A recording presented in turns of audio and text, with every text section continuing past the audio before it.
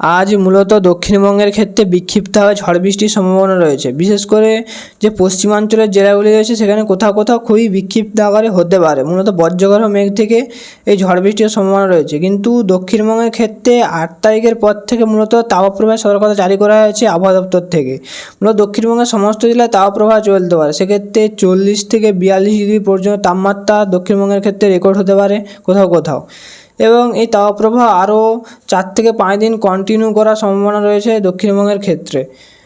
এবং পশ্চিমবঙ্গের উত্তরবঙ্গের কথা যদি বলা হয় তো উত্তরবঙ্গের ক্ষেত্রে মূলত হালকা থেকে মাঝারি ধরনের বৃষ্টিপাতের সম্ভাবনা রয়েছে 8 তারিখ পর্যন্ত। তারপর আবার উত্তরবঙ্গের ক্ষেত্রেও ঝড় বৃষ্টি অনেকটা কমতে পারে 8 তারিখের পর থেকে।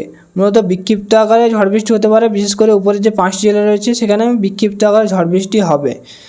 এবং বাংলাদেশের ক্ষেত্রে মূলত হালকা থেকে মাঝারি ধরনের বৃষ্টিপাতের সম্ভাবনা রয়েছে, বিশেষ করে সিলেট, ময়মনসিংহ এই বিভাগগুলোতে বিক্ষিপ্ত আকারে ঝড় বৃষ্টি হতে পারে কোথাও কোথাও। তবে বাংলাদেশের ক্ষেত্রেও 8 তারিখের পর থেকে ঝড় বৃষ্টির পরিমাণ কিছুটা বাড়তে পারে। এবং 8 তারিখ পর্যন্ত বাংলাদেশের ক্ষেত্রে বিক্ষিপ্ত আকারে ঝড় বৃষ্টি হবে কোথাও কোথাও বজ্রবিদ্যুৎ সহ। এবং সাথে কোথাও কোথাও 50 থেকে 60 কিলোমিটার বেগে গাছটি উইন্ডও থাকতে পারে।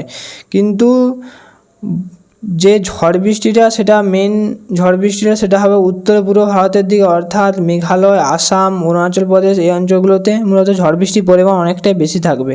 কারণ বর্তমানে এই অঞ্চলের উপর একটি ঘূর্ণাবর্ত সৃষ্টি হয়েছে, যার জন্য আবার প্রচুর পরিমাণ জলীয়বাষ্প এই অঞ্চলগুলো ঢুকছে, যার জন্য ভারী বৃষ্টি সরকার রয়েছে 10 তারিখ পর্যন্ত এই অঞ্চলগুলোতে বিক্ষিপ্তভাবে হবে।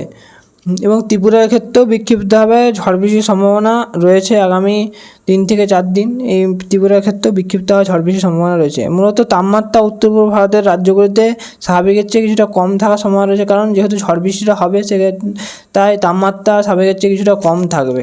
এবং বঙ্গোপসাগরে যে নিম্নচাপটি তৈরি হওয়ার কথা ছিল সেটা মূলত অনেকগুলি মডেল থেকে আর শো করছে না, যার ফলে অনেকগুলি কারণ থাকতে পারে যে হয়তো কোনো অনুকূল অবস্থা নেই এই সিস্টেমে তৈরি হওয়ার বর্তমানে, যার জন্য সিস্টেমটি তৈরি নাও হতে পারে, তবে সম্ভাবনা রয়েছে তৈরি হওয়ার এখনও।